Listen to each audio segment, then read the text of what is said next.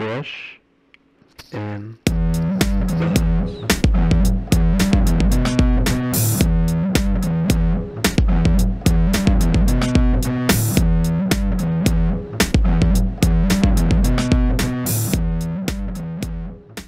All right, welcome back to another episode of Fresh and Buds. I'm your host, Tommy Fresh, and you guys are all my buds. And today I'm joined by a bud that I'm very excited to have on the show, Mr. Ethan Van Sant. You know him as Man Sant on YouTube, Levia's faithful servant. How you doing, Ethan? Yeah, you got it right. Most people say Man Saint, but you got the play on words there. It is Man Sant. I'm playing off my last name, Van Sant. So very happy to be here, man. It's awesome. After meeting you in Indy, I'm really excited to finally be here. Yeah. I mean, this is something that I've been looking forward to. I mean, we're both big Levia fans, and it's going to be a Levia love fest. I can already tell, and you know, it's nice to be around like-minded people sometimes, and we're going to get into it. But before we do, I want to give a shout out to the sponsor, which is the Patreon. All of you buds out there that have joined the Patreon, it's a cool way to help support me. You know, keep the lights on, keep the mics hot, as it were.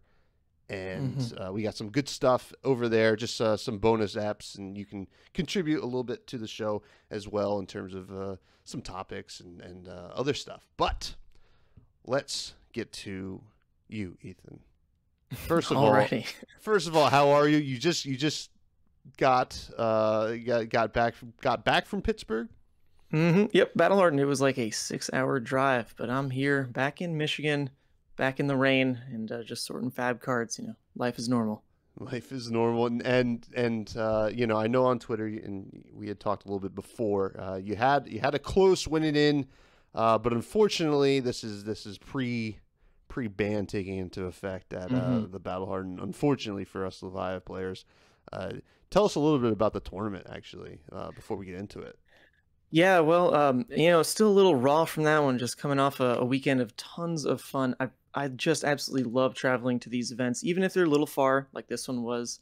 Like I mentioned, it was like a 6-hour drive, but I jumped in the car with a bunch of friends, and we just road tripped it out, and just had tons of fun at the SEG Con Pittsburgh.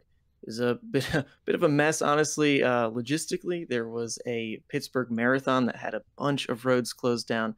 Hotels were booked out the wazoo. So very much like a rushed and a little bit of a botched trip, but the flesh and blood was quality. That was the fun part. As we actually got there, jamming games, you could just tell people were really excited to kind of say goodbye to this format. There's a lot of grumbling of why do we even want to, pay for these side events? Why do we even want to, play these sanctioned things? Let's just jam games on the side with all the things that'll be changing come now Monday, which was yesterday. So it was great to just see everyone's fresh takes on that, and so everything was just lots of fun. And then the main event itself, we were forced to play with the pre-ban list, so that was still the old meta as we knew it, and I was really torn whether or not to take Levia, because I've played her a ton in this format now. A lot of my League of Levias across the globe, we've all been trying, and she is just really having a tough one in this meta. So I kind of wanted to win a PTI. Like, I wanted to give it my best shot. So I was kind of straying off Levia, and I hate when I come to those conclusions. So I did like a last-minute stream the night before, just hanging out with everyone on YouTube, and had a poll. And boy, it was overwhelming in terms of, it put me on Levia, not Starvo. So went with it, and just kind of a mess. I only had my Blitz deck on me, and then some other cards I was messing around with. So when I jumped out the car to make it to the venue, I was missing a deck box that had like all my other CC cards in it. So I was missing Skullcap, I was missing Tunic, I was missing a whole bunch of my Levia stuff. So I make it to the event, and then putting my stuff together and realize I'm missing like a good 8 cards. This is horrible. I don't know what to do anymore. So I ran over to a vendor and gave them my laptop and was like, can you just hold this as collateral? And can I borrow these cards just to put something together? They didn't have everything. So it was a bit of a hodgepodge list. It wasn't what I wanted to play. It was like a very half-baked hybrid Levia. And somehow I ended up going 4-2 across the day, playing against some really good people, I gotta say. this was a pretty stacked tournament. Oh yeah. Michael Fang was there, Charles Dunn, Yuan Ji, I forget the Yongji and Yongji were both there. Yongji, that's right. Yeah. Jersey boys that play at my LGS. They're pretty intense. Yeah. Oh yeah, competition was super tough, and I was right up there at the top tables with him, going X1 all into that last round where I lost my winning in to Charles Dunn. Great guy. He was on Starvo. It's a very poor matchup, even for the hybrid build. So I did lose to Awakening specifically. I actually was doing quite well that game, but then Awakening just totally flipped a 5 health lead into I instant lose. So that was not great, but it was a lot of fun. People were hyping up like every game. There was this amazing match versus Axe Dorinthia that had like 20 people spectating us. Because who gets to see Hybrid Levi versus Axe Dorinthia at the top tables? Like what kind of matchup is that? But so it was just lots of fun. Wish I made top 8, but I didn't. Close. Yeah. Well, you know, I mean, and we'll get to it. There's a little bit of hope for New Jersey coming up in a week. Yeah, I mean, you know, that sounds awesome against the Dorinthia Axes. I mean, I'm hopeful that that's going to be something common in top tables going forward, because I think that would be a sign of a very healthy meta, to me anyway. But yeah, that's a shame. But I guess you know, something to take away from that, losing the win into Charles Dunn. He ended up winning the tournament. You know, great player, good guy. Right. So that is. Yeah, I forgot about that. Yes, he did. Yeah. He beat Yangji in the finals there. So. Now let's learn a little bit about you. Levia aside, you know, and you are what many consider, myself included, to be the patron saint of Levia. We're going to dive deep on that. But how did you first get into Flesh and Blood? Yeah, it was honestly just a very serendipitous moment for me, because I was kind of in a rough spot. I was recovering from some surgery and just moving back to Michigan, and had visited my LGS where I used to work actually through college. Jumped back in and kind of said, hey, can I get back into the swing of things here while I'm in recovery? And the store owner was super gracious, let me right back in. But on top of that, he was pushing this new game incredibly hard that I'd never heard of before, and that was Flesh and Blood, because I was kind of out of it. I hadn't been playing games in a bit. There he goes, my boy Elliot, pushing this game on me. He shows me Monarch Unlimited, which had just come out, and we went ahead and cracked some Blitz decks. He played Prism, I played Chain, and he knew enough about the game to just fatigue me out, and I kind of had the worst experience ever. I thought, I don't want to play a game where you just like end up with no cards in deck and just lose. This is horrible. But I liked the mechanics of it. But so I knew Chain just like was not my hero at all. So I tried to get some other friends of mine into it. So we all bought the rest of the Blitz decks and did some swapping around, and ended up on Levia. But that was my first exposure to Flesh and Blood. I think it was like late June of 2021. Okay. And did your YouTube journey start around the same time? Because you know you've become well known on YouTube for a lot of your deck tech videos. Yeah, I don't know how that happened, honestly. I've not ever really been someone to be like too public of a person, I guess, but the community was just really awesome in Flesh and Blood. And as I started traveling to some events, like the fabled top 4 RTN run that I had like really early on, is like my second tournament ever, and it was just playing Levia, and ended up at the hometown TCG like home store, making it into top 4, beating Chains like all day.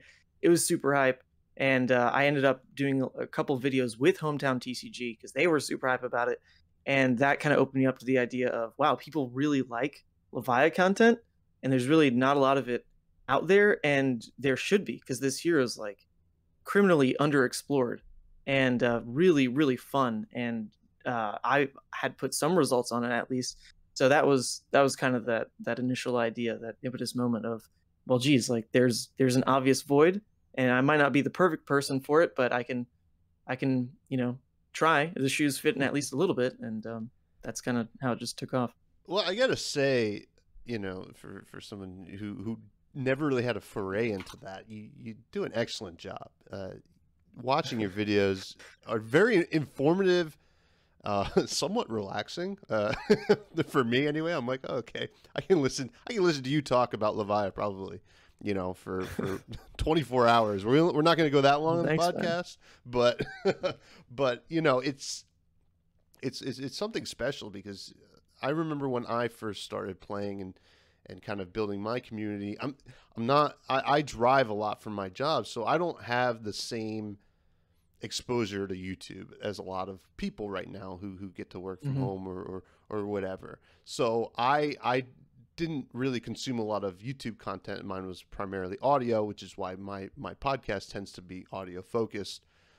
And people were saying, I was like hyping up Levia. I was like, I love Levia, and yada yada yada. And people were like, well, you got to check out Man Sant. And I'm like, okay. All right. Okay. And then I did, and I was like, okay, this guy is somewhat of a a pinnacle, a beacon of hope for Levia. Yeah. And this dude's got an obsession, right? That's like the first thing people think. Well, yeah, I mean, I don't know. It's an awesome lane to be in, because passion, I think, shows, and people enjoy watching passion.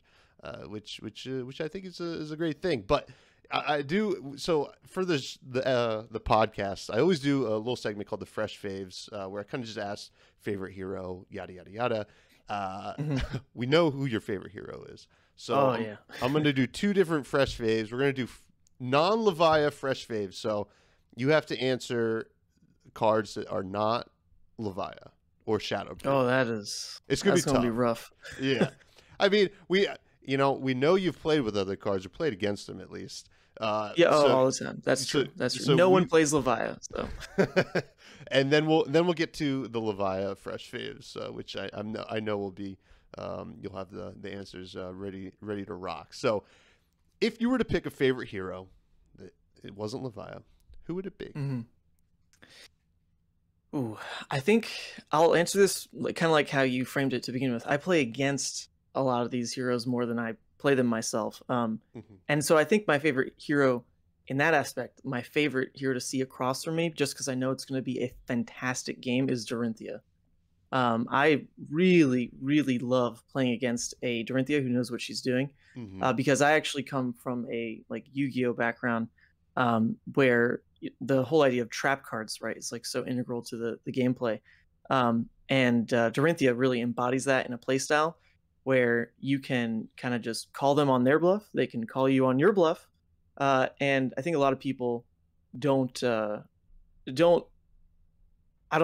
the understanding of like how deep the mind games can go with Dorinthia. It's not as simple as just overblock by 3, because what if it's the Singing Steelblade to actually make it overblock by 4? And if that's the blowout, then that's what you got to block for. I mean, it's such a great back and forth. So I'd say Dorinthia. That's a great answer. And I think some people oversimplify the fact, it's like, oh, if you know what Dorinthia is doing, she's easy to beat. And I don't think that's an oversimplification. So, if you have a great Dorinthia player across the table from you, you're probably in trouble, or at least going to have a great game. Now, definitely favorite weapon that isn't, well, I guess it could be brute. It could be brute. No, I'll save that answer for the next bit then. But favorite weapon outside brute as a whole is probably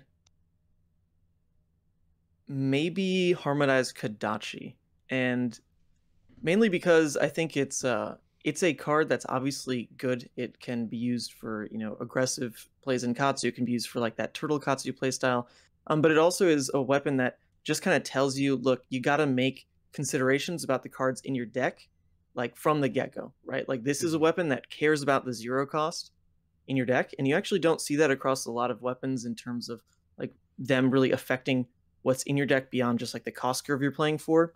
So I think that's pretty interesting in the Kodachis for sure. I guess you could say like maybe Raiden, right, is in like Luminaris. Okay, it gets, you can definitely point to other cards that care about how you're building your deck, but Kodachi is kind of like that vanilla version of, hey, this is such a powerful weapon, but check yourself. Do you have the right blue count? Do you have the right blue count that has 0 cost as well? So I like that. Yeah, yeah, and I think Kodachi is gives that like broad sense of deck building too, as opposed to something like Luminaris is like specifically yellows, right? Yeah, The 0 costed red card is still gonna interact well with the Kodachi. Maybe not as well as the blues and the yellows, but it's still gonna work, which is cool. Mhm. Now, favorite non-Levia equipment. Oh, I could answer this in the Levi section, but I'll just say it now in Tunic. Okay. Final Spring Tunic is just one of the best cards in the game. I think it's just a card that really wants you to play a longer game to get value off Tunic, but to get the value that it's giving you isn't just a free resource. It's a resource that you should use to break cost curves that your deck normally can't play towards, right? So in Levia specifically, Tunic can be so incredible. Well, I should say Brute in general can be so incredible in allowing 4 cost plays to be really, really efficient. Whereas normally that's never a pitch efficient play, right? 4 resources means you're holding a whole extra card. Whereas Tunic, if you're playing for a slower game plan towards that 3rd turn where all of a sudden it unlocks this huge efficiency, man, it's such a rewarding feeling to kind of see those turn cycles set up where it's, oh, my Tunic's almost up. Let me have my Arsenal turn. Let me have my blockout turn because my real power is every 3rd turn and on and on. And I think the people who include Tunic for those specific reasons in terms of what it unlocks cost curve wise are on the next level. And I just love that card for that, for enabling that. So good. So very good. Now the non-hero, non-weapon, non-equipment cards. So your average, attack, non-attack, or instant card favorite. Oh, this round's on me. That is easy. I love that card. I think it's actually playable, and I've played it in Levia as well multiple times, just because of the same idea that you want to fit cost curves, and it's a 1 cost, and a lot of Levia stuff is 2 cost. So what can you do all for 1 pitch? And this round's on me is one of those things. It's not necessarily good against every matchup. You don't want to just give Chain like a free card, but the fact that it exists in kind of this like soft counter space to stuff like Katsu or Prism is really, really cool to me, because it puts some I wouldn't say like pressure necessarily on deck building, but there's soft counters now out there. But is that card valuable enough that that's what you want to put your deck slot towards if you're trying to beat Prism? Or is it like lead the charge instead? I just like that there's options now in terms of like hard counters with action points, soft counters with this like neg1. It's a really cool card. Love the art. Love what it's telling about the Tales of Aria heroes. Yeah, that card's awesome. And as we get more and more cards, hopefully get more and more of these kind of like soft counters, and I love this rounds on me as well. Though I've never really played in Levia. I've played in some Guardian lists. I tend to lean towards the lead the charges personally, but I could see myself getting to that. I mean, depending on how the meta shapes up. Yeah, Amen. Phil's grave. That can be big sometimes. Just saying. Yeah. Now let's talk about your fresh faves, like the true fresh faves here, the Levia. Oh yeah. Themed ones. Well, we know who the favorite hero is, Levia, Shadowborn. Abomination. Well, I would say, hold up a second. I'd say specifically young Levia. Oh, okay. Like young Levia, just her whole, the lore behind her and this poor girl and what you see going on in her art there, kind of that tip of the iceberg, and where her fate just becomes entangled with this demon Blasmafet. Like, God, I just look at the young Levia art and I shed a tear. You see this girl going down, unfortunately, the path of, nightmarish horror. But so young Levia, I hugely fond of for sure. Adult Levia, she's all right, but she's the story is kind of done and past at that point. Yeah. Young Levia gives us the reason to kind of root for Levia. Maybe some kind of redemption arc for her. Speaking of, have you seen friend of the show Chalice's cosplay of young Levia? Yes, I saw that right when it was circulating on Twitter in the beginning, and it was very, very well done. I'm gonna try to pull one off myself actually at the Pro Tour. I've Ooh, got an extensive list of props, makeup, contacts. It'll be a bit of a gender bend Levia, that's all right. but you know, we'll see how it goes. We'll see if I end up with that Taylor card. But yeah, Yeah. she was a big inspiration for sure. Well, you're gonna have my vote. I can tell you that. Now, Eh. uh, favorite weapon. Favorite weapon, Romping Club. Sorry Hexagore, sorry Meat Axe, sorry Claws, both left and right hand. Romping Club is just like by far such an efficient weapon for Brute that it's always gonna kind of let it live in this. If it wants to be a control deck, like it can try, just because of Romping Club being such an efficient weapon, and it led to basically two new builds of Levia recently with Club Levia and Hybrid Levia, just because a weapon says a lot about what your playstyle is going to be, and Romping Club is just a card that's good enough that says, hey, we are like a weapon-centric deck now if we run this, which is not something Levia can do with any of her other options. Mandible Claws needs enablers. Hexagore needs you to play into Blood Debt. Meat Axe just wouldn't let you really be a weapon deck because you'll mill yourself. Like if all you're trying to do is swing it and it's inconsistent, doesn't let you set up Arsenal. But Romping Club is just like a perfect card. Even if you don't get the +1, if that's not what you're playing for at all, it's still super efficient. 2 cost for 4 is great. You're turning 1 card into above rate value of 4, helping you play through Frostbites a little bit. Man, I just love that card. I agree. I think Romping Club's great. I am a Meat Axe guy. I like rolling the dice. I mean, I can't help it. You know what? I look at that. I'm like, 5's great. Oh yeah. And to me, the EV on Meat Axe is the same. I don't know, but equipment. What's the favorite Levi equipment? Well, I did say Tunic previously, and I would say it's definitely like a hot second to Husk, because Carrion Husk is just so nuts. That card is like the whole reason that some kind of like aggressive builds of Levi like have game at all, just because it allows for the ability to just say, oh, no CNC for you. Like I'm gonna keep tempo in my court. And that's something no other aggro deck except like Chain can realistically do, where you just sack like 1 piece of equipment, whereas any other aggro deck has to go down 2 cards or lose their arsenal and 6 life, right? So it's just like the pivot power in Husk like really cannot be understated. It is so strong, and of course the Blood Debt you almost never take if that's the build you're leaning into, and it can help you meet Hexagore at 6 Blood Debt, Doomsday for 6 Blood Debt plays. So it just does everything Levia wants. It's such a good card. I agree. I remember, I was playing around with Chain when I first started, and the ban happened, and I'd been messing around with Levia already, and I'm looking down at my Husk. I'm like, well, I think I'm just gonna play Levia, and that's how it happened. You chose correctly. I know. Yeah. I mean, it was the first foray was both the Blitz decks, and I did really enjoy it, and that's maybe why I have such a soft spot for Meat Axe, because I remember being like, oh, cool, you get to fill your graveyard with your weapon, and then that fuels your cards. So actually we have to do non-hero, non-weapon, non-equipment card. Favorite card in the Levia deck?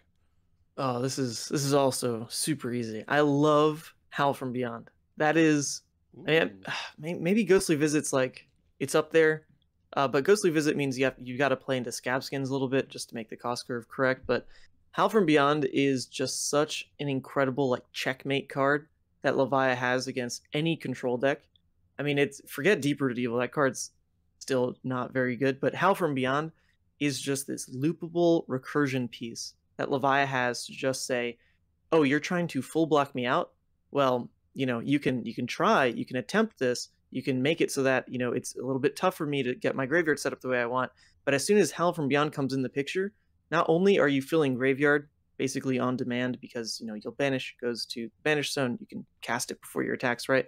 But also it turns every card in hand that you wouldn't have been able to play because of like a, locked to like a single action point or something into 3 damage. And 3 damage is a little below rate. It's going to be equaled out by just, 1 card on defense too. But you can just keep doing this turn after turn after turn, and it becomes relentless. And it's just such a good card for those states against control when they want to try to make you lose the game to yourself, and you just say, no, you're kind of playing my game right now, and you just wouldn't be able to do that without Howl from Beyond. I like that answer. I like that quite a bit. I think people kind of sleep on the generic shadow cards in Levia sometimes.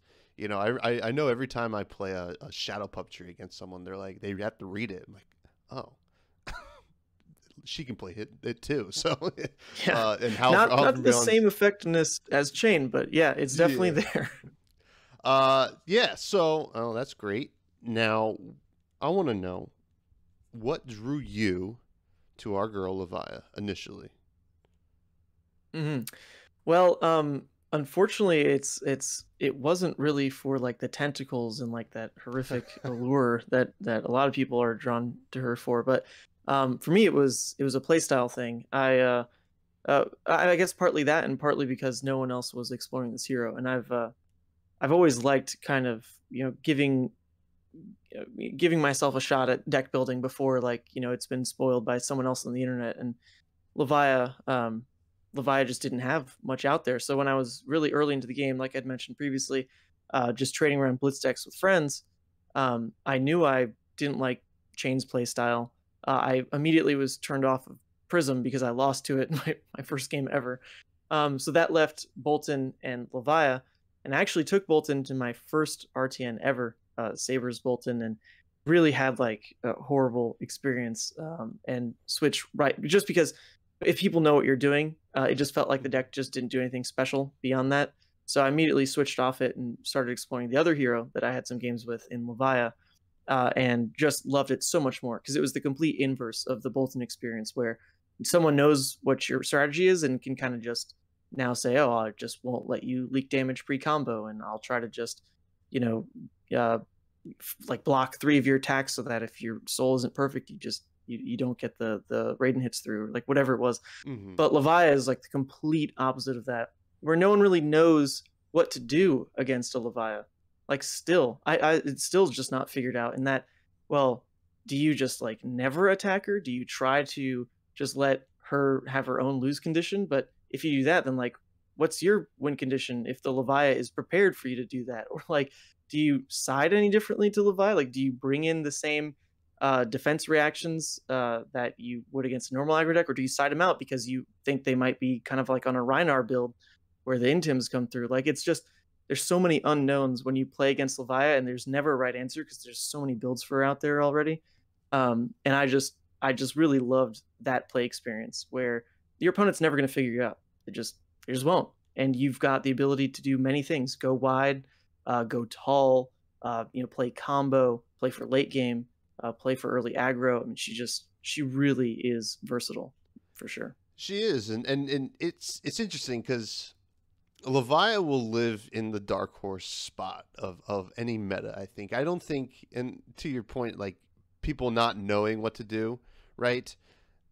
She can never be like the best deck for the meta or whatever. But the reason is, I think if you show up to a tournament where everybody's expecting Levia, I mean that's a little scary. Wow, what a timeline! What the heck is that? I know. I doubt it will ever happen. But if that would, like, it could take one card being printed, right? Yeah.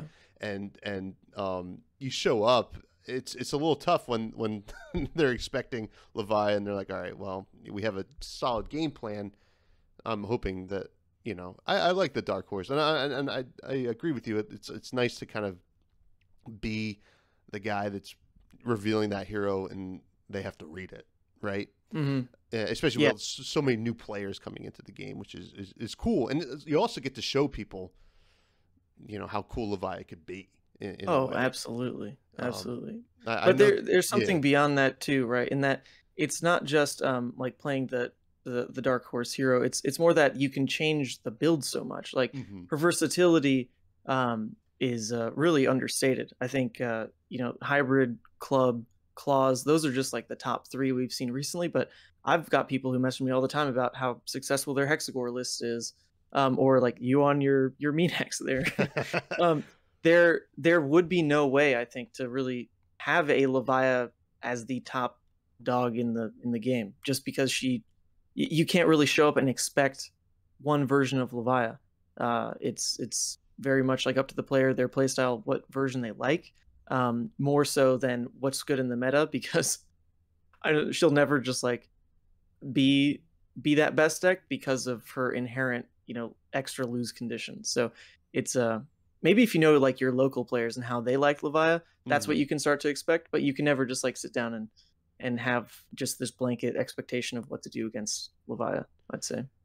Yeah, yeah, and I do like that you mentioned Hexagore. I'm hoping Hexagore gets its time in the sun, because it's such a cool card, but it's so hard to make work. But I know people have had some success with it. I've even messed around with it some myself. Now, tell us a little bit about your local community, and you just mentioned that if your locals like kind of know you're on Levia, do like they can prepare for it. Do your LGS folks come prepared with the anti Man Sant Levia tech? Oh, these poor souls. I love my LGS, but I won every single armory this past month, and that's I wouldn't say like the norm, because sometimes I'll switch it up and try something too experimental.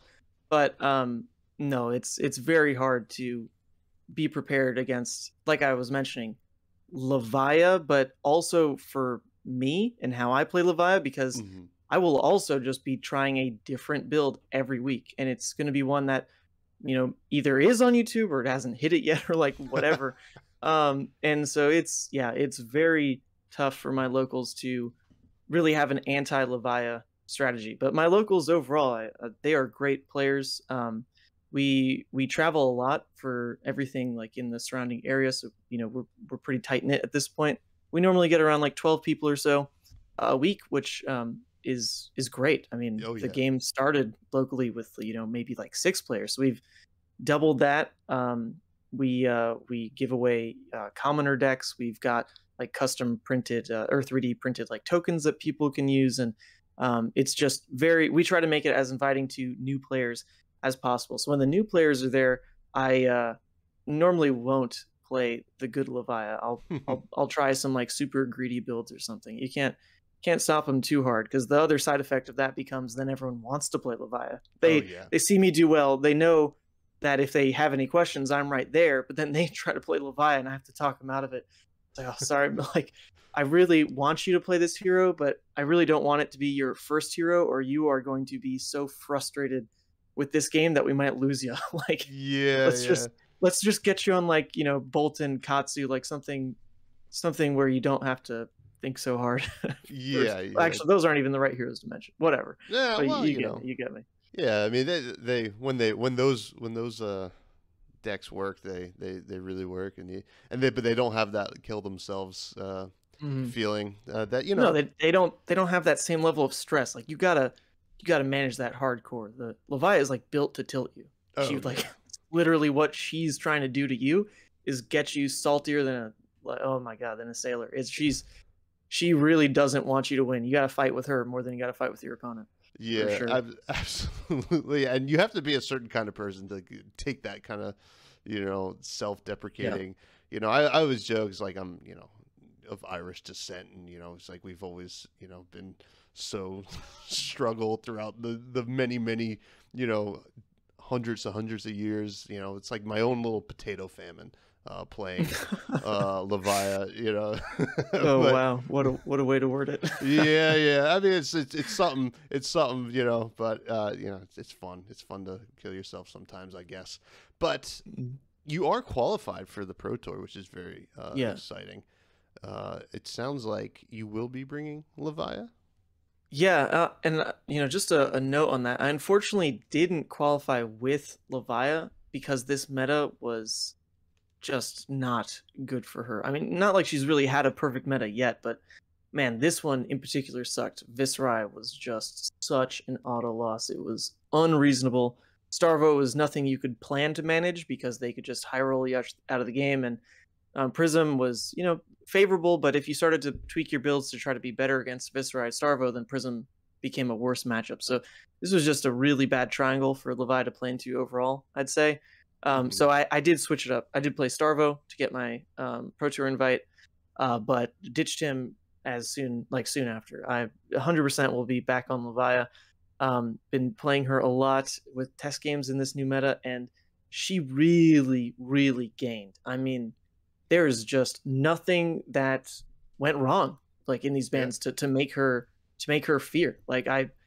It's really a question of like, I think how good are some versions of Chain. I don't think every version of Chain is really an issue, but I'll say it now. Unfortunately, the Talisman of Warfare Chain that some people are playing is a nightmare matchup for Levia. That one is so rough. You got to just hope they get incredibly unlucky, because even if your deck plays exactly how it wants to, their deck is just better. But other than that, this Pro Tour field is looking pretty good. Like Starvo, if people are playing Control, it's still super easy. If they're playing Casino still, it's a joke for Levia. She gets so ahead. Husk lets her pivot, and they just don't have Awakening. Prism just will always get eaten alive if you're playing the more aggressive Levias. And I mean, what else? People are talking about like maybe Dash coming back, maybe Reinhardt. Those are any mid-range matchup. Levia just starts to win on her overstated nature alone. So I just like feel really good about her in this meta right now. It's just Chain is an issue, and I know he'll be popular, but it's not realistic to think you can just dodge every Chain. They'll be there. I just hope it's not the build that I'm scared of. Yeah. I mean, there's probably a plan out there for Chain that could mitigate some of that, but I'm sure as you're testing, you'll I have faith you will find that. But to kind of go back on this previous meta, I played Levia into some of it, and it was abysmal. I found the hand disruption of Starvo to really be the toughest part. I mean, there were builds that you could, and as you even had a great deck tech on the kind of no blood debt. The club Levia, still Club a huge Levia. Fan.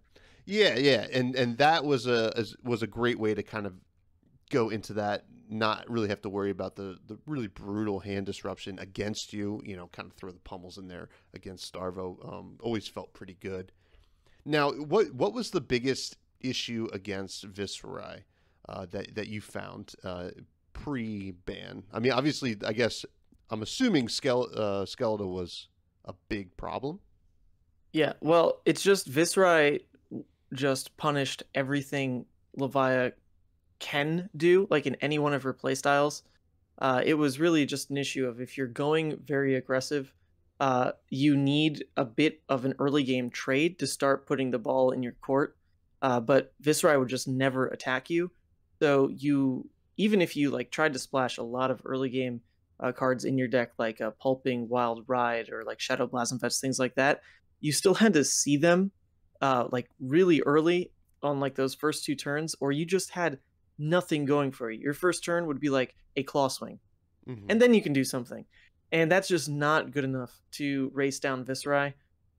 He really would just normally sit, like from all the games I played, he'd normally get right around sub 20 and be able to kill you.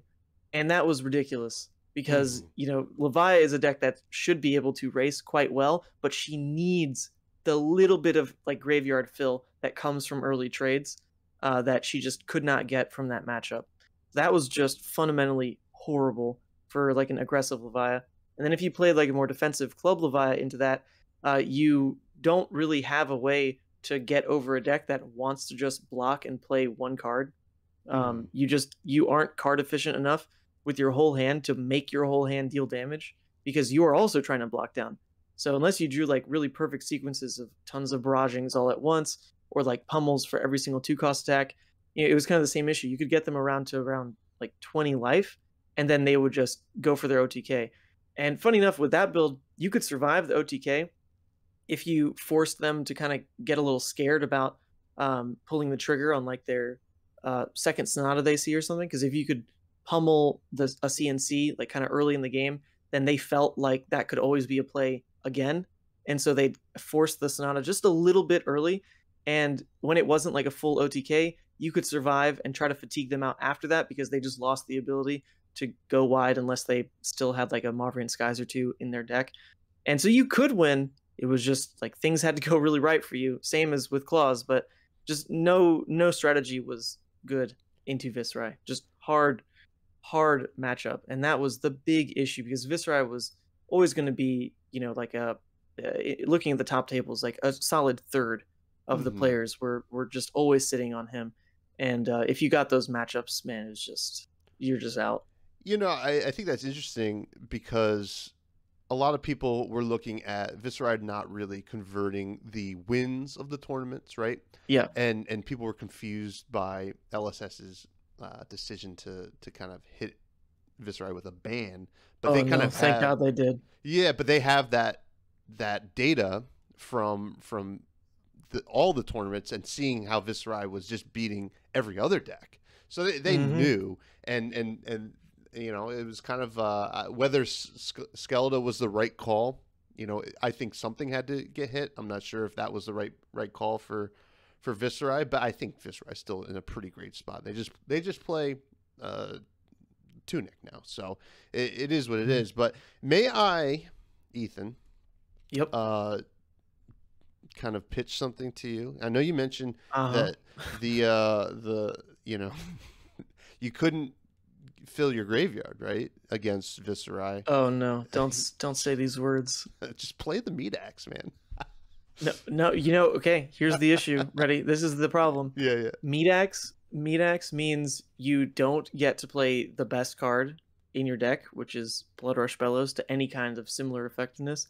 And that was, if you wanted to have a shot against Viscerai, you had to just hope you saw like 2 of those cards early. Because if you saw Blood Rush only needs 1 card in your graveyard to actually pop off and let you claw attack.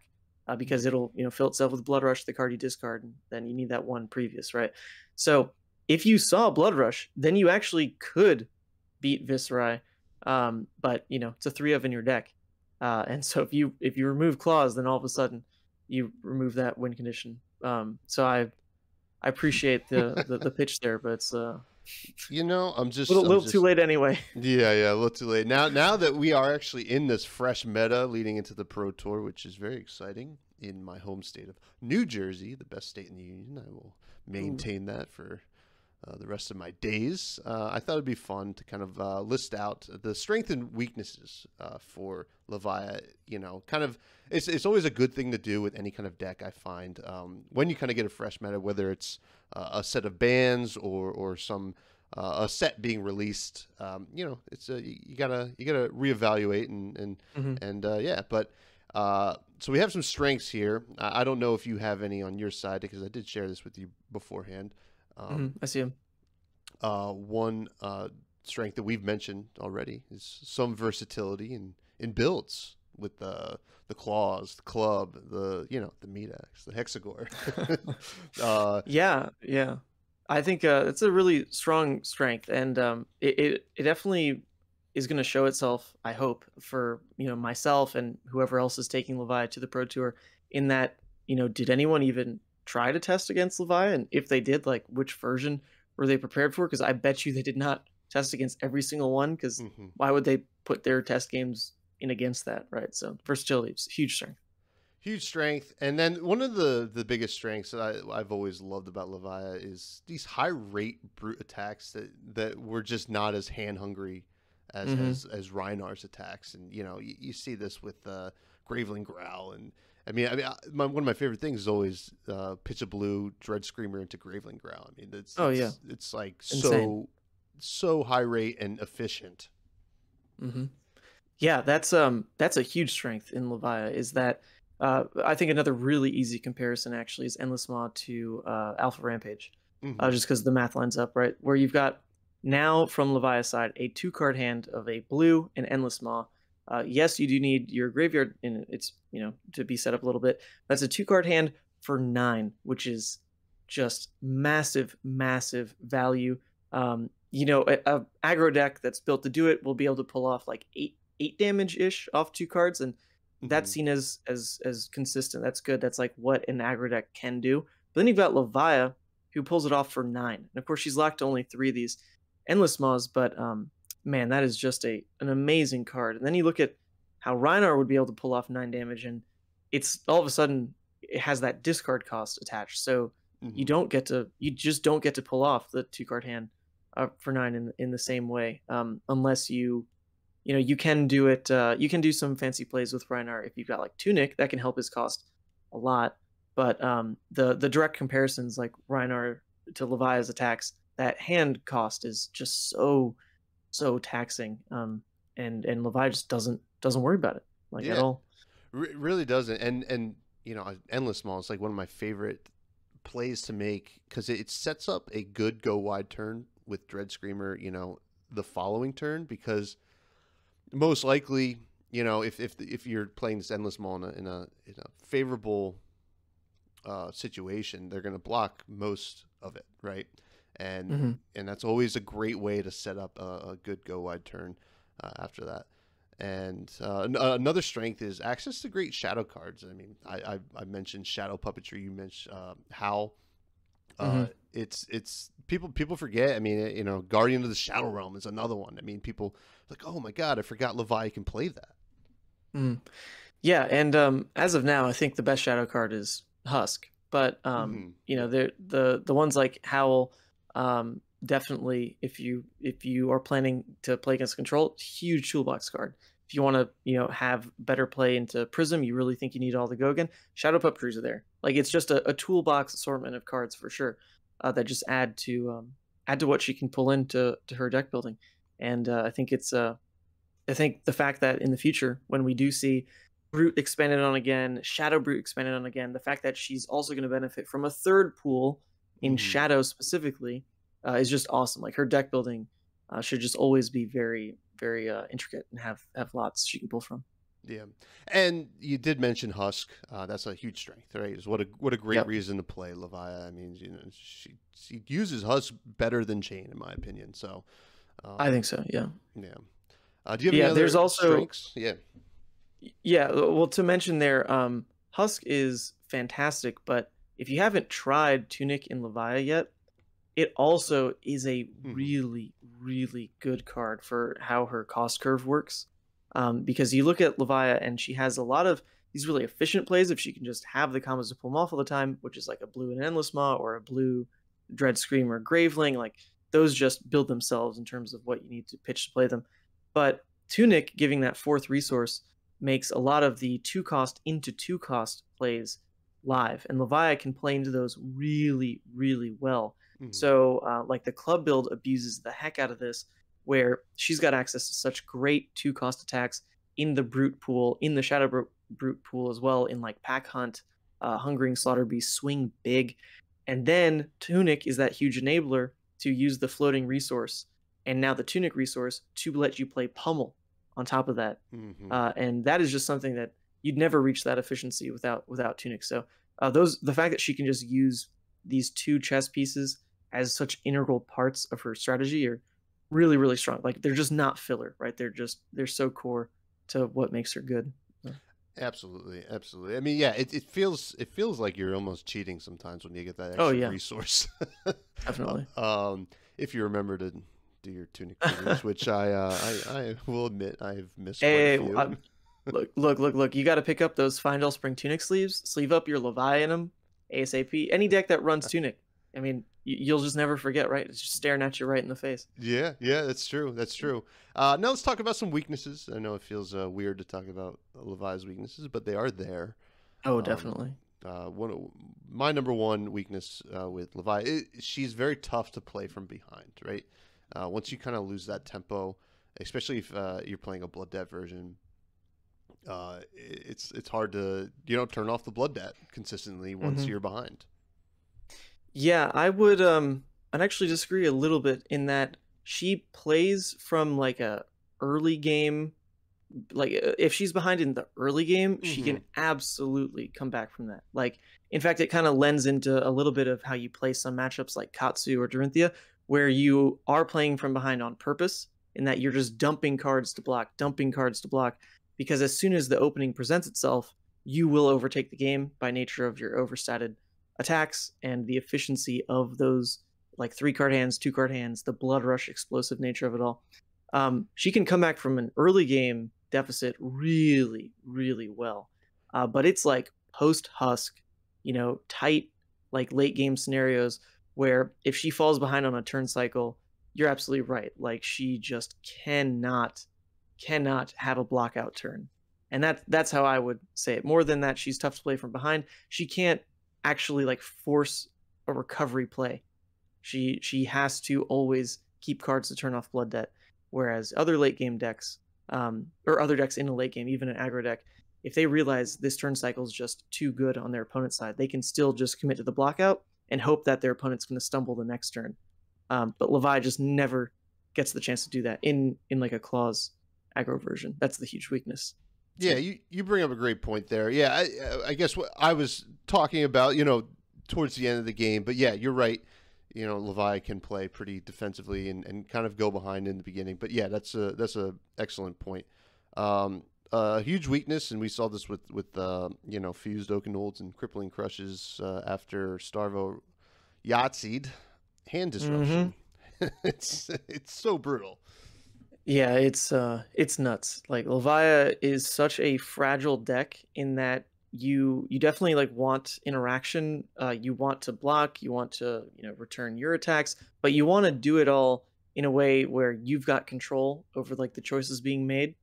And this is where hand disruption just totally flips that. I mean, the randomness behind crippling crush, behind Oakenold is just hell for Levia, because she does not want randomness in her game, even though she gets she kind of gets that unfortunate like a label on her as like this random RNG deck. That could not be farther from the truth if you're playing her to try to I don't want to say optimally, but if you're trying to play her the most competitively, she's not actually a variance deck. But it's when opponents throw variance at you that she will just fall apart. And yeah, hand disruption, huge part of that. Also potentially in like Icelander coming out. It's not going to be quite fun. I do want to mention. Actually, never mind. We'll get to that in a bit. I see here. So never mind. Yeah. And then I know you're right that Levia, when built correctly, is not really a random deck, but there is some amount of variance, especially sometimes you have like 12 cards in your graveyard, 3 of them are non sixes, and you reveal them, and it feels bad, but it's not a huge weakness, but sometimes that's just how the cards fall. But it's a shame, that it's a huge shame when that happens. You lose a ton of blood debt after, but it's just inherent with Levia. It's unfortunate because you may really like your position of how you've got graveyard all game, where it's like 3 hits, 1 miss, 3 hits, 1 miss, like, and you're playing through these attacks, but the attacks are starting to hit all your hits and leave that 1 miss, and then the next like turn cycle or so, it's now 2 misses, 3 hits, and then all of a sudden it hits the 3 hits, and now you've got the 2 misses, and when those things happen, you can almost see the writing on the wall. This just was not your game to win. Like you almost get that feeling really early on when you see like early banishes go poorly. It means, well, I shouldn't say poorly, but when they hit like that, then it just makes your late banishes even worse.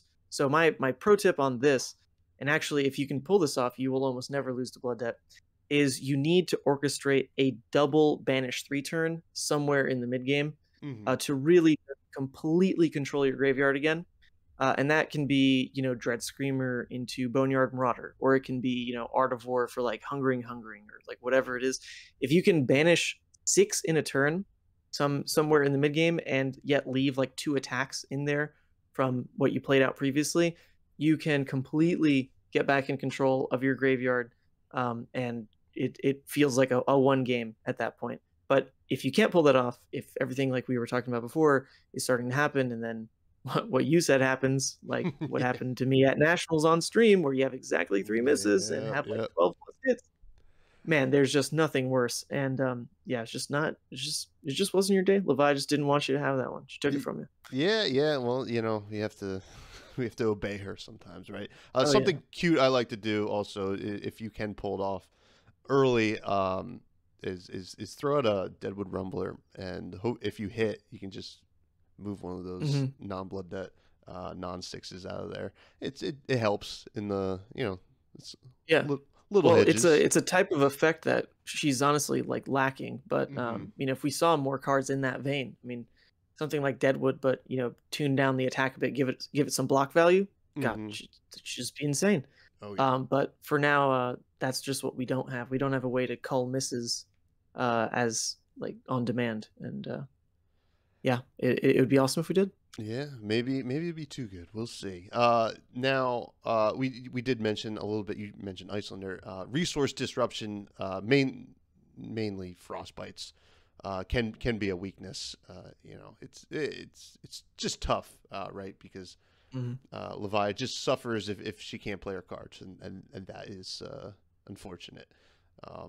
We will see how prevalent Icelander is upon Uprising's release, and if Oldham kind of sneaks back into the fray post bans.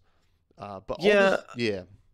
I mean, I wouldn't say like the singular frostbite almost ever matters. It's really channel like Frigid that can still be a big issue, because if they line that up on your Blood Rush turn, you're just forced not to go for it. But you can, for the most part, play through, a frostbite or even two pretty easily, just because Levia is kind of I wouldn't say like aggro deck, more mid range, but leans aggressive.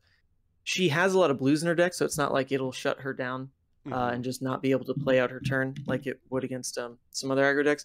It can definitely be annoying. I think if you don't have a lot of reps into it, it feels like it's a losing game when Frostbite stack. But as of now, like Lexi, who can push him out the most consistently, I still consider a pretty free matchup for Levia. So I think it just takes a lot of reps. But yeah, Icelander is going to be the issue, because she's giving you Frostbites kind of in the unknown phases of the game, where you can't plan for it, right? That's the big issue. Yeah, absolutely. And yeah, that's going to be interesting to see how she plays out in CC. But with all this being said, you mentioned that you feel like Levia, is well set up here in the new meta, and you're sticking with her for the Pro Tour.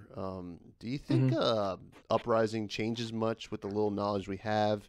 I think probably the only real knowledge that matters for Levia right now is that Icelander is going to be a hero in CC.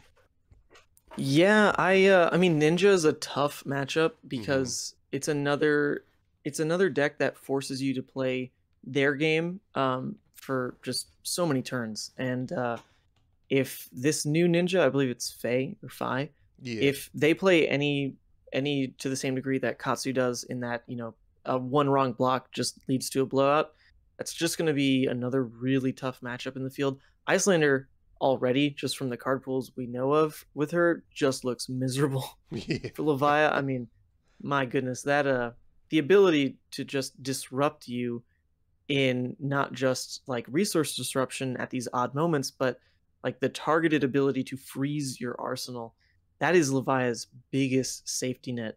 That is the way that she gets to say, oh, my blood debt is secured for like another turn, because I'm going to have this attack sitting here, and like this just ties everything together. It's protection against, a bad draw, whatever. That is so critical in playing her turn cycles correctly. And wow, Icelander is going to mess with that, and I don't like it. I'm scared. Yeah. I'm hoping hopefully these draconic heroes kind of keep Icelander in check. We will see. We don't really know a whole lot. Do you have any Uprising hot takes, in terms of what we're going to see? Yeah, I haven't seen people putting the dotting their I's, crossing their T's, or whatever the phrase is on this one. But James White had this interview on 983 Media with Flake a while back, talking about the June set, and he had mentioned that his favorite hero in the game was set to come out in this set, and that it was a hero that was slated for the first set of the game, like Welcome to Wrath or whatever they were calling it back then, but he had to delay it because he couldn't figure out this certain mechanic. But then late on a New Year's Eve, he had a eureka moment where he realized it's a cycle. That's the quote. That's what he said in the interview, right? Well, now we know the Juneset's Uprising, and now we know the heroes that are in it. And what we know so far about the illusionist Dromai and her dragon is not much, right? Yeah. But I'm thinking that this whole it's a cycle that he had mentioned is tied to how these allies are summoned. Maybe dragon 1, 2, 3, some order like that. But I think that's what we're going to see, some cyclical summoning of these dragons. Ooh, interesting. So like one like whatever, an egg like ally comes out and then the egg ally has to become something else and then so on and I so don't know if forth, it'd or be an egg. They had mentioned, building yeah. up ash Mm-hmm. is maybe just flavor text, maybe it's an actual mechanic, but it could be, building ash to summon one who dies, summons the next, or whatever it is. But I expect that's some mechanic we'll see tied to the dragons. Very cool, very cool, very very exciting. Now Thaw was spoiled. It seemed like a tease, right? I don't know if you Mhm. saw Thaw, but it was a Yeah, the 6 power. yeah 6 power draconic attack that banishes itself from the graveyard. I mean, come on, man! I was like, oh, it's just make it Oh, it shadow. hurts. Why couldn't that be generic? As just like generic frostbite. Hey, come on, because Like, Levi would yeah, slot that in a, oh my god, just faster than anything. Yeah, that card incredible. I really wish it was Levi card, or even just that mechanic gets used in the future with Levi. That would also just be enough. yeah, Because now we have the precedent for them having these on like triggered like self banishing graveyard effects. That's awesome. That is yeah. what she wants. Definitely good news for hopefully good news for Levia. And some other releases coming up. As of the time of recording, we know 0 cards that are coming in the Rhinar side of the classic Oh, battles. I know. What the heck? I know it's like it's coming out in like 3 We're weeks. 3 weeks away. Yeah, and then also on top of that, we have the history pack coming out like this Friday as of our recording, and we don't Mhm. know other than the couple cards they showed that what's in that box. So I guess they're keeping things pretty, lock and key. But the art of the weapon kind of looks like the pummel art. I don't know if you saw that, but what would it take for this weapon to be a new favorite for Levia? I mean, other than some Well, like banish, I guess. Well, I really doubt it's going to be more than just a 2-cost 4, just Hmm. vanilla. I think people are a little too hopeful on this classic battle set. I'd fully expect Dawnblade to just be a 1 for 3, no text, and the club to just be 2 for 4, no text. But I would play a 2 for 4, no text, just for the memes, because I never use the +1 in Romping Club That's anyway. funny. So yeah, I would totally use it. A new favorite, I don't know about that, but it does come in cold foil, so it'll at least be a bling piece you Oh yeah, can add to your club builds. very nice. Now, what would you say, as the faithful servant of Levia, is the future of Levia for at least the next year or so? Yeah, well, I guess we'll see if she can have some breakout success at this pro tour, because I've never felt better about her spot in the metagame. I have at least one other person, another devout follower of Levia, who is going to be taking her, and that makes at least 2 of us. So if there's another little cluster of people, maybe some play group out in Europe or Australia, whatever it is, who decided Levia is the deck, that'd be really cool to see, because Mhm. I, as of now, have just not heard of anyone really coming across her and sharing the excitement that at least me and some others do. So I think it depends a lot on whether we're wrong, because if we're wrong and she performs really poorly, this is what should have been like the best meta for her. So if she can't do well now, then wow, she needs some major help, and we were wrong to put our faith in her. I think she really has to do well. I really believe it. Well, I mean, we're going to be rooting for you over here at Fresh and Buds for sure. Thank It's going you. to be very exciting. I will be playing Levia in the Calling. Nice, yeah. And A bunch of people have come to me and saying that, at least, which is awesome. I hope the calling's packed full of Vias. I just don't think many of us got our Pro Tour invites because we were stuck on a hero in a terrible meta. yeah, Oh boy. yeah, it was a little brutal, but now you would say, do you think she's safe from Living Legend? We're seeing a bunch of heroes get Living Legend. I mean, maybe it gets to the point where so many get Living Legend that Levia is the last one standing.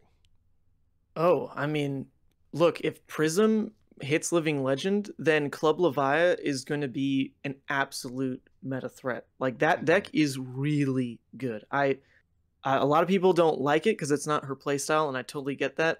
But start playing for the long game with Levia and realize, holy moly, like that deck is really good. So what it's gated by is Prism, because you need to be able to go wide and pop auras and have pressure, and it just doesn't really do that well. But it is a really strong control deck.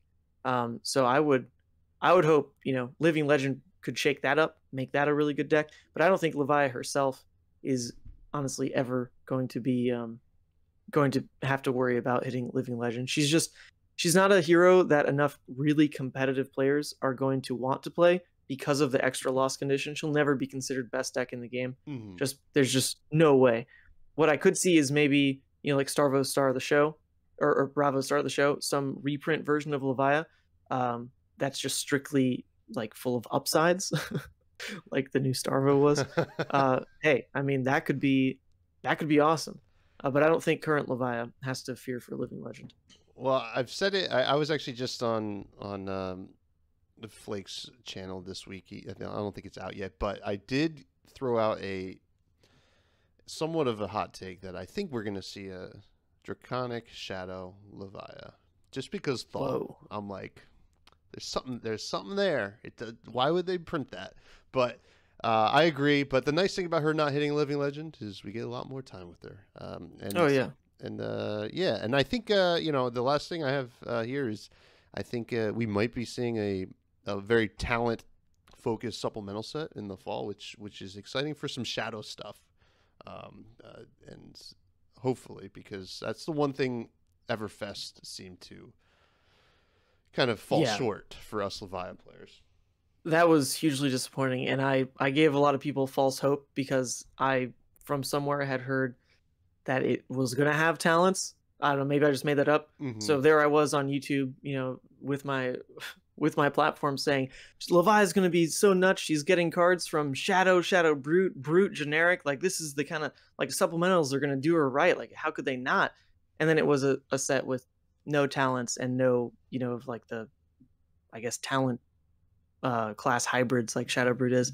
It just didn't have any of that. So a proper supplemental set that does add to those card pools, like, for it to go wrong for Levia would mean the designers really don't care about her. I think they do, because within the company there's a lot of Levia players. I talk to them, and they are just biding their time for her to really feel great, for her to use her iconic weapon Hexagore, and we're not quite there yet. But one more supplemental could really do it. I mean, she has one Shadow Brute set to pull from, and she's still decent. Yeah. So like one more is only going to make her better, right? And it is only going to fill those gaps that we're kind of stretching to fill as of now. So I really can't wait. I think this if it is a supplemental talent set coming later in the year, man, she's gonna be great. It's gonna be all gravy, I think. And you know, and one thing is, I'm hoping this is the case. You know, there's a lot of faithfuls for Levia. There's a lot of faithfuls for Azalea. You know, these kind of these tougher heroes to kind of push through sometimes. I think Viscerai was one of them that was there for a little bit, and then finally got some juice. And I'm hoping that they kind of approach each hero like that. You know, hey, let's give these heroes some time in the sun. But yeah, or in the shadow in our case. But yes, shadows. But now, Ethan, this is a real pleasure. I'm so happy that you came on. It's great to talk some Levia stuff. Can you please plug all of your things for anyone who might not consume your content? Yeah.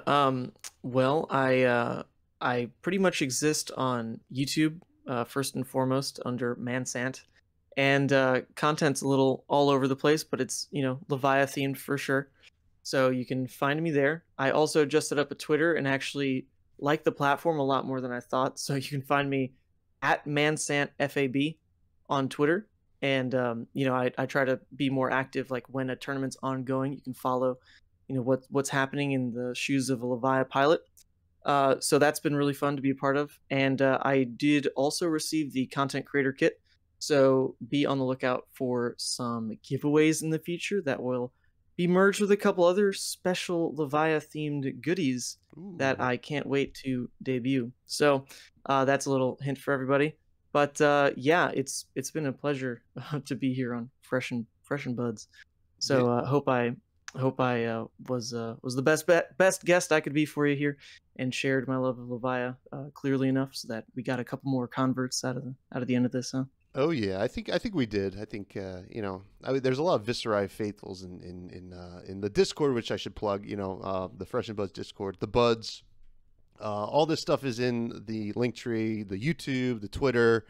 The email is freshbudspod@gmail.com if anybody wants to reach out. But a lot of Viscerai players who feel a little bit decimated from the bans, and I'm hoping to kind of bring them over to Levia a little bit.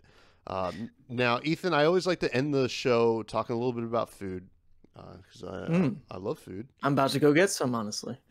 That's I'm hoping to eat right after this as well. Now, lately I've been grabbing food suggestion topics from the Patreon, if anybody wants to check that out. And this one comes from Gary Kaibach, aka Mr. Viz. What is your favorite type of pasta? Both like noodle shape and the way you like to eat it, if you eat pasta at all. Oh God, I'm gonna sound super basic, but I love me some penne. Okay. Just penne, great noodle. I have a fear of spaghetti from when I had braces, so I stay away from the long skinny ones. But penne is where it's at. I love the little bits of sauce that get on the inside. It's just the perfect noodle. In terms of how I'd prepare it, I absolutely love meat sauce. Not even like red sauce and meatballs, but no, mash up your favorite sausage, whatever it is, in some delicious meat sauce or red sauce base, and just eat it that way, nice and sloppy, some mozzarella on top. I sound super basic, but hey, no, that is what pulled me through college. Great meal. That's delicious. Add some veggies if you want some zucchini, but it's perfect. It sounds so good. I'm so hungry. You know, my favorite shape of noodle is fusilli, like the little squiggly ones. Oh yeah. And then I kind of like that same kind of sauce, right? A little like sausage, some like red sauce in there, and I like to throw a little heavy cream in there, like just a little bit, enough to get it like a nice creaminess, and then you know, hit it with some Parmesan or something like that. But God, I'm so hungry, Ethan. Thank you again. Same. Thank you for coming on. I really appreciate it. And everybody, please have a great week.